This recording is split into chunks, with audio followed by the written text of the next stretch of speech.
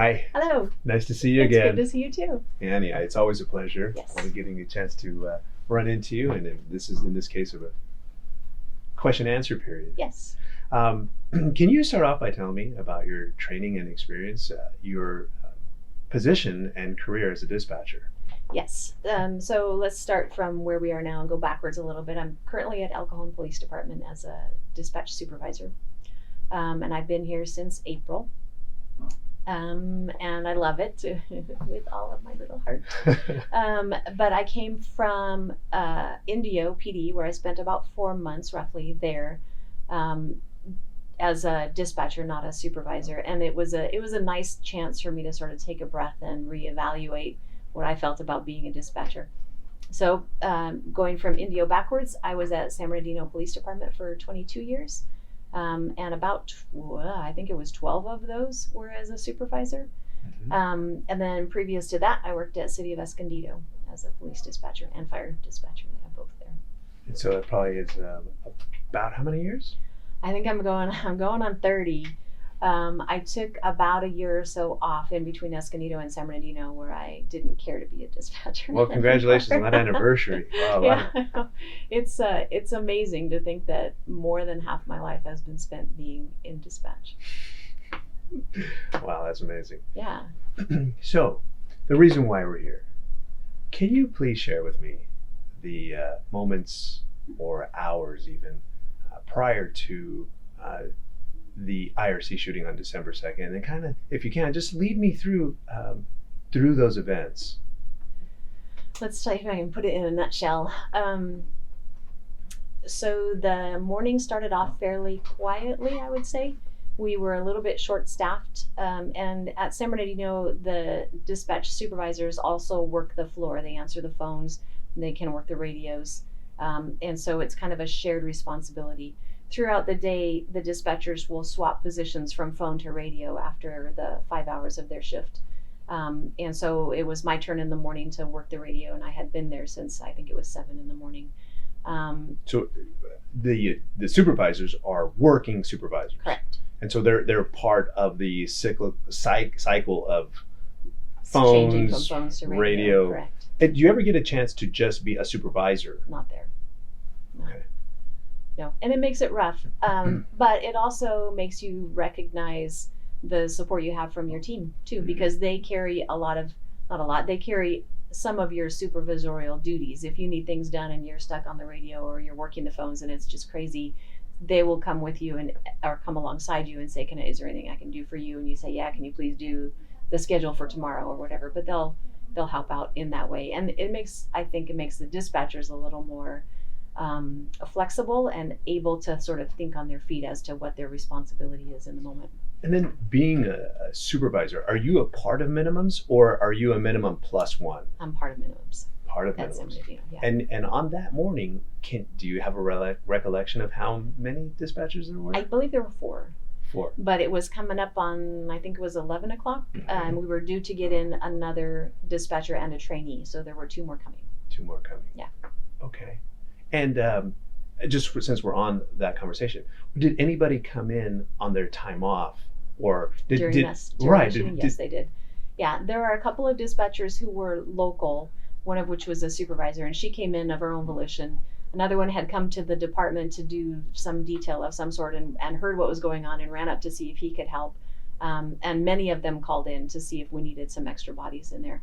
And it wasn't just dispatch that called to say they could help. We had officers who were light duty said they could come answer phones, and they sort of came out of the woodwork. It was fantastic. Okay, yeah. Good. All right, so it's the morning of, and it's 4 of you, and just normal business. Normal business. Right? Kind of hoping to be a quiet rest of the day. Yes. But apparently that doesn't happen. No, it does not happen. I had another hour left on radio. We swapped at noon, and we started getting phone calls of people hearing gunshots around the exterior of the area where the shooting actually happened. And then within 30 seconds or so, we started getting phone calls from folks inside the building. When those first initial calls came in, do you recall the call type that you received as the radio dispatcher? Initially, we had a type code that was 8 shots. So heard shots only. There was nobody actually seeing somebody shooting. So I think it went in as an 8 shots call. So like a shots heard. Exactly. Yes. Okay. And did you get a chance to dispatch that prior to the updates, or? I want to say yes. I honestly don't remember, but I think it did get dispatched. At least it was broadcast for officer safety. At the very least, it was. And when you first got that call, were there any initial thoughts, or is this just another? I don't because it's a busy city, right? So is it just? I don't want to minimize the initial call, but sometimes that's a possibility. It's another shots heard.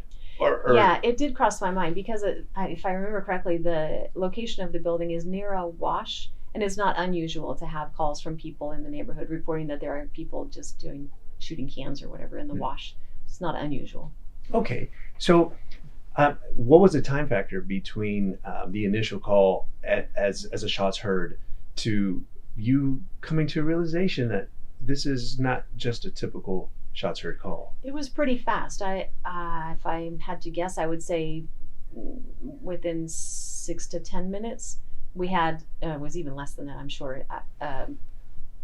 Maybe 3 to 4 minutes of people from outside of the building calling us to report problems until people from inside started calling. It couldn't have been 3 or 4 minutes. Had to be shorter. Okay. And was there anything internally that caused you to focus in on the realization of what's happening? Was there any particular conversation, or did you notice something in your CAD system? What was it that was the flicker? We started getting calls from inside the building, so the type code in CAD changed to shots fired or man with a gun. It changed to one or the other, which is a very high priority call. It changes color, and so you recognize right away that there's an important update. The dispatcher sitting across from me, where if we stand up, we can see each other eye to eye. Okay. She stood up and said, "This is an active shooter," to me, and I was like, "Oh my goodness!" And so more people besides her were adding information into the call, and so it became apparent very quickly that there was something pretty significant going on. Okay. So now tell me about the initial environment in the center. Did you recognize? Did you see anything? Was there some sort of like cohesiveness, like everybody came to a realization that something? Yeah. There's the 4 dispatchers who were there initially work very well together, and I like that crew because it's kind of a silent running where they sort of hunker down and they do the job without yelling or screaming or anything, and there was communication amongst us, but it was very low key. And then you can tell because you can hear the keyboards, that volume increased, and so I knew that there was a lot of information coming. But the way they were working together, to me, is always impressive. I mean, and that group particularly was pretty spot on. So that sounds like to me that everybody knew their lane. Yep. and knew their function and role. Yes. It makes it easier, I think, too, because they both are trained in phones and radio. And so they knew what each other was doing and what the expectations were of that role that they were in. The only kind of part that I wasn't sure was going to go well was the trainee when she came in seconds before or just after the incident began. And I didn't want her to be lost in the stream that was already sort of going so quickly. So I made sure that somebody kept an eye on her or that she was put into a support role with a dispatcher who was working, because I wanted her to be able to learn and to be able to help at the same time. Right. That's taking care of your people. I hope so. I think so. I hope. So the 4 of you, had you guys been working? Do you guys work in like 6 months or 3 month shifts? And does it change over? First, that's one question. Number 2 is if you guys had a sense of rapport amongst each other. Oh, I think it was an excellent rapport amongst the folks that were there that morning. We do change shifts there at San Bernardino. I think it's every 4 months. Sorry, it's a 4-month board rotation. Yeah. So, and because most of the girls who were there had a bit of seniority, I was familiar with them all and had worked with them. And so I didn't have any concerns about their abilities or if they were going to have questions or were unsure of themselves. All of them were very solid dispatchers. Made my job a lot easier, that's for sure. So you're working the radio. Your officers go on scene, 97. What's going through your mind? I was trying to imagine the exterior of the building and where the lieutenant had parked, and the potential exfiltration we would have to do of people who are inside the building, and where that, I was thinking logistics, I guess, was what I was thinking, to put a cap on that. Mm-hmm. Okay. Yeah. And so it sounds like to me you're thinking in two different worlds. That of a dispatcher, possibly a third. That is a dispatcher dispatching, receiving information, sending information. That is a supervisor, making sure my people are doing what they're supposed to, Yeah. and are being taken care of. Thirdly, that is a police officer. In a way, yes, because we do need to anticipate what their needs are going to be. That is essentially our job. We need to be a support to them as much as possible, and so you do have to have some idea of what they're thinking and what their tactics are going to be, so you can anticipate how you're going to help them.